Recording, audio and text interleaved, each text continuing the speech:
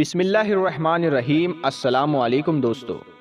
اذان ایک اللہ کا کلام ہے، یعنی کہ اذان کو کسی نے لکھا یا کسی نے بنایا نہیں ہے، بلکہ اللہ کی طرف سے ہم انسانوں کے لیے بھیجا گیا ایک کلام ہے، تاکہ اس کے ذریعے سے لوگوں کو نماز کے لیے مسجد میں اکٹھا کیا جا سکے۔ اسی وجہ سے ہر روز 5 وقت کی اذان دی جاتی ہے۔ آج پولیٹکس کی وجہ سے بھارت کا ماحول کچھ ایسا بن گیا ہے کہ جگہ جگہ پر لوگ اذان پر اعتراض کرتے ہوئے نظر آ رہے ہیں۔ یہ لوگ شاید اس بات کو بھول گئے ہیں کہ جب اللہ کا عذاب آتا ہے تو انسان کو سنبھلنے تک کا موقع نہیں ملتا اور انسان تباہ و برباد ہو کر رہ جاتا ہے۔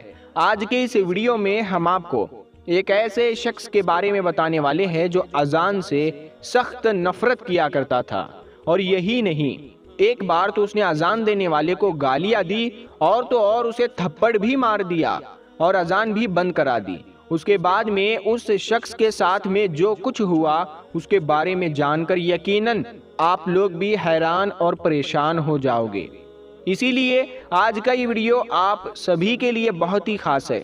آپ ہندو ہو یا مسلمان، آپ اس ویڈیو کو آخر تک ضرور دیکھیے اور مہربانی کر کے کمنٹ باکس میں اللہ اکبر ضرور لکھیں۔ پیارے دوستو، بہت پہلے کی بات ہے، کسی پوسٹ پر ایک بہت بڑا آفیسر تھا۔ ایک بار کسی خاص کام کی وجہ سے اس کا تبادلہ یعنی اس کا ٹرانسفر مسلم علاقے میں ہو گیا تھا۔ اتفاق سے اس کو جو وہاں پر رہنے کے لیے جو مکان ملا، اس کے قریب میں ہی ایک مسجد تھی جس میں 5 ٹائم روزانہ اذان دی جاتی تھی۔ ایک دن وہ آفیسر اپنے مکان کے اندر سو رہا تھا کہ اتنے میں مسجد میں فجر کی اذان ہونے لگی، یعنی کہ اس کے کانوں میں اذان کی آواز زور سے پڑنے لگی، جس سے اس آفیسر کی آنکھیں کھل گئی۔ یہ دیکھ کر اس آفیسر کو بہت غصہ آیا، اسی لیے اس نے صبح ہوتے ہی اس مؤذن کو یعنی اذان دینے والے کو اپنے پاس بلایا اور اس سے کہنے لگا کہ کل سے صبح کی اذان لاؤڈ سپیکر میں مت دینا، کیونکہ میرا گھر مسجد کے قریب میں ہے اور صبح اذان کی وجہ سے میری نیند میں خلل پیدا ہوتا ہے، یعنی کہ میری نیند خراب ہوتی ہے۔ یہ سن کر اذان دینے والے مؤذن نے کہا کہ صاحب، یہ تو اللہ کا کلام ہے، اس کو سن کر تو صبح صبح دل کو سکون پہنچنا چاہیے، اور اگر میں صبح صبح لاؤڈ سپیکر میں اذان نہ دوں گا تو جو بوڑھے بزرگ لوگ ہیں ان کی آنکھیں کیسے کھلے گی؟ اور یہی نہیں، بہت سے بوڑھے بزرگ لوگ ایسے بھی ہیں جن کے پاس وقت دیکھنے کے لیے گھڑی بھی نہیں ہے، یا پھر ان کو گھڑی میں ٹائم دیکھنا نہیں آتا ہے۔ ایسے لوگ تو صبح صبح اذان کی آواز سن کر ہی مسجد میں نماز پڑھنے کے لیے آتے ہیں۔ اور صاحب، اذان کی آواز سن کر آپ بھی جلدی صبح اٹھ جایا کرو، اس سے آپ کو بھی بہت زیادہ فائدہ ہوگا۔ صبح صبح جلدی اٹھ کر آپ بھی پیدل چلا کرو، اس سے آپ کے جسم کو بھی کافی فائدہ حاصل ہوگا۔ آفیسر تو مسلمانوں کے بارے میں طرح طرح کی باتیں سن کر ان سے پہلے ہی نفرت کرتا تھا، اسی لیے وہ پھر اس آدمی کی ایسی باتیں سن کر غصے میں آ کر کہنے لگا کہ مجھے زیادہ سمجھانے کی ضرورت نہیں ہے، اور یاد رکھنا، خبردار، اگر تم نے کل لاؤڈ سپیکر سے صبح فجر کی اذان دی تو تمہاری خیر نہیں۔ اور ایسے ہی اس آفیسر نے اذان دینے والے شخص کو کھری کھوٹی سنا کر بھیج دیا، مگر اس اذان دینے والے نے اس آفیسر کی بات پر کچھ خاص دھیان نہیں دیا، اسی لیے پھر اس نے اگلے دن ہی صبح فجر کے وقت میں لاؤڈ سپیکر سے اذان دے دی۔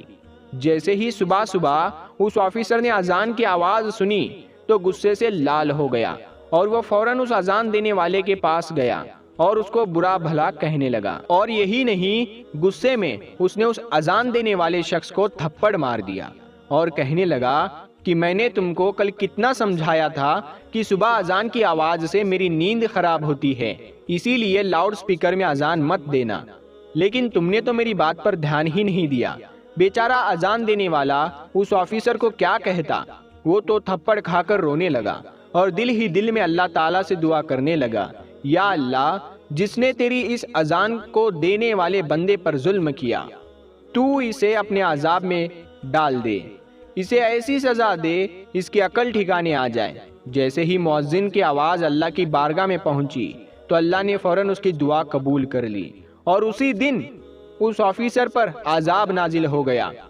یعنی کہ اسی رات وہ اللہ کی پکڑ میں آ گیا۔ جس دن اس نے اذان دینے والے کو تھپڑ مارا، اس رات وہ اپنے گھر میں سویا ضرور تھا، مگر صبح وہ اٹھ نہ سکا، کیونکہ اسی رات اس کے جسم کے آدھے حصے پر لکوا مار گیا، جس کی وجہ سے اس کے ہاتھ ہلنے کے قابل بھی نہیں رہے۔ اس کے بعد اس آفیسر کا کافی علاج کروایا گیا، مگر اس کا وہ مرض ٹھیک نہ ہو سکا۔ یہ دیکھ کر دفتر والوں نے اسے نوکری سے بھی نکال دیا۔ اب اس کے گھر میں جو موٹی رقم آتی تھی وہ بھی آنا بند ہو گئی تھی۔ اب گھر میں پڑا پڑا اپنی بیوی کو پریشان کرنے لگا اور لڑائی جھگڑا کرنے لگا۔ اس کی بیچاری بیوی اس کی خدمت کرتی تھی، اسے اپنے ہاتھوں سے کھانا کھلاتی تھی، اس کے کپڑے بدلتی تھی، یعنی کہ ہر طرح سے اس کی دیکھ بھال کرتی تھی، اور اس کے بدلے میں اس کی بیوی کو گالیاں ہی سننے کو ملتی تھی۔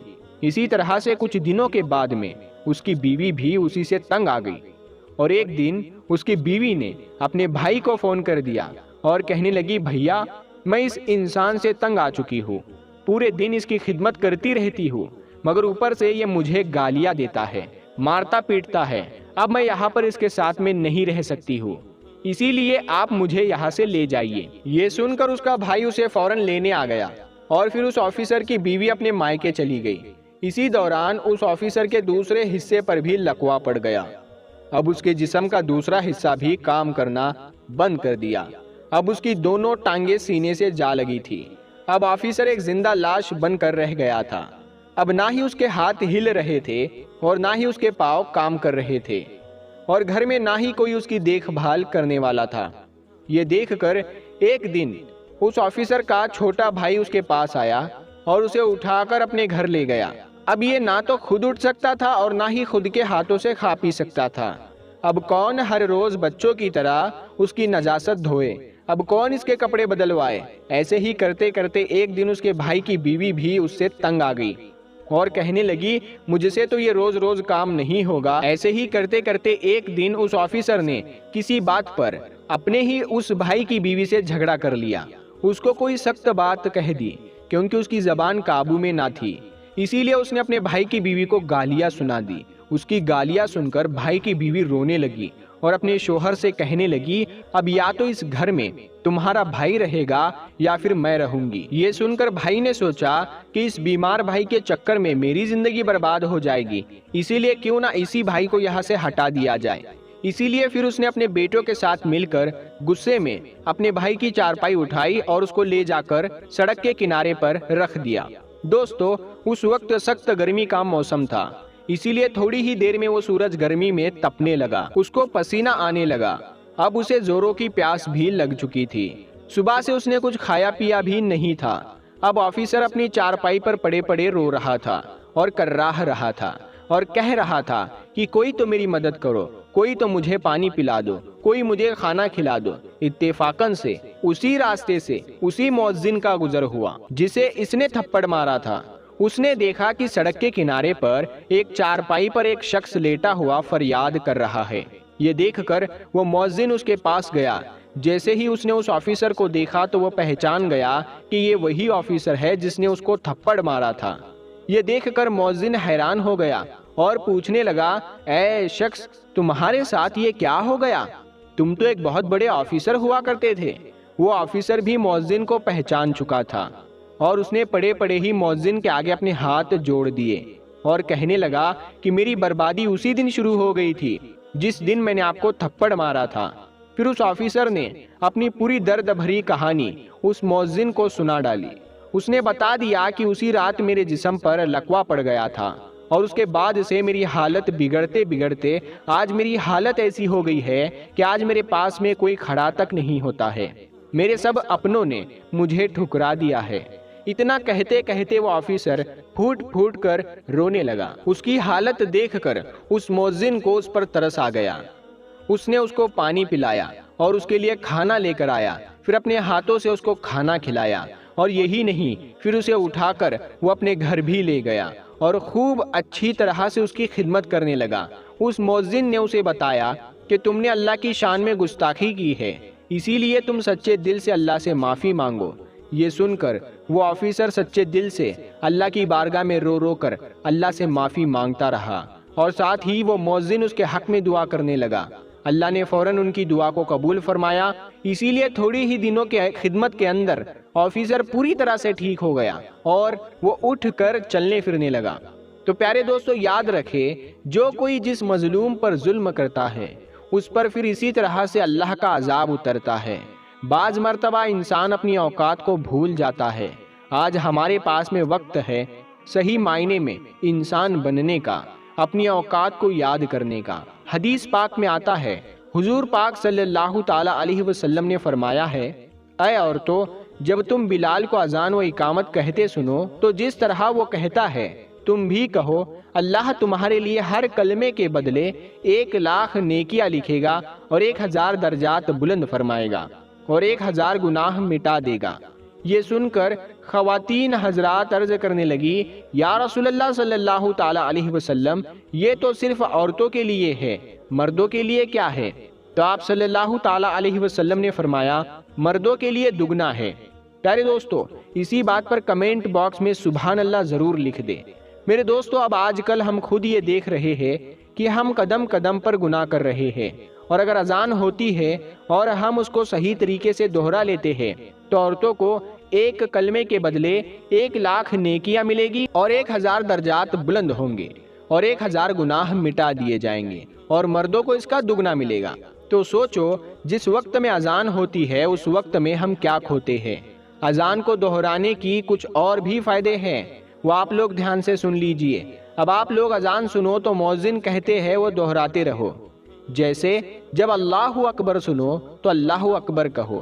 جب مؤذن اشہد ان لا الہ الا اللہ کہے تو اپنی شہادت کی انگلی کو کھڑا کر دو اور ساتھ میں آپ بھی اشہد ان لا الہ الا اللہ کہو۔ جب مؤذن اشہد ان محمد رسول اللہ کہے تو بالکل اسی طریقے سے آپ لوگ بھی اشہد ان محمد رسول اللہ دہراؤ اور دل ہی دل میں صلی اللہ تعالی علیہ وسلم کہو، اور اس کے بعد دونوں انگوٹھے کے ناخنوں کو اپنی آنکھوں پر لگا لو۔ اس سے فائدہ آپ کو یہ بھی ملے گا کہ آپ کی کبھی آنکھوں کی روشنی ختم نہیں ہوگی۔ اس کو آپ اپنی زندگی کا حصہ بنا لو۔ جب بھی آپ لوگ اشہد ان محمد الرسول اللہ سنو تو آپ لوگ اپنی آنکھوں پر دونوں انگوٹھے لگاؤ۔ اب جب مؤذن سے آپ حی علی الفلاح یا حی علی الصلاح سنیں تو لا حول پڑھے، یعنی اس طرح کہے لا حول ولا قوت الا باللہ العلی العظیم۔ باقی آپ جیسے ہی اذان سنیں ویسے ہی دہراتے رہے۔ جب اذان مکمل ہو جائے اس کے بعد اذان کے بعد کی دعا پڑھے۔ اذان کے بعد کی دعا یاد نہیں ہے تو آپ لوگوں کو اسکرین پر یہ دعا دکھا رہے ہیں، اس کو ہو سکے تو اسکرین شاٹ لے لو اور یاد کر لو۔ اذان کے بعد مانگی گئی دعا کبھی بھی رد نہیں ہوتی۔ اگر انسان اذان کو مکمل طریقے سے دہراتا ہے اور اس کے بعد اذان کے بعد کی دعا پڑھ لے اور پھر ہاتھ اٹھا کر اللہ تبارک و تعالیٰ سے دعا مانگے تو انشاءاللہ وہ کبھی بھی مایوس نہیں ہوگا۔ وہ جو مانگے گا اللہ تبارک و تعالیٰ اسے عطا کر دے گا۔ جب بھی اذان ہو رہی ہو تو آپ جو کر رہے ہیں اسے وہی روک دو اور اذان کو پورا سنیے اور دہرائیے۔ یہاں تک کہ حدیث شریف میں یہ بھی آتا ہے کہ اگر آپ قرآن کی تلاوت کر رہے ہو اور اذان ہو رہی ہے تو آپ قرآن کی تلاوت روک دیجئے اور اذان سن کر اذان دہرائیے۔ پیارے دوستو، ہم امید کرتے ہیں کہ آپ کو آج کا یہ ویڈیو پسند آیا ہوگا۔ دین کی بات پھیلانا صدقہ جاریہ ہے، تو اس ویڈیو کو آپ اپنے دوستوں میں ضرور شیئر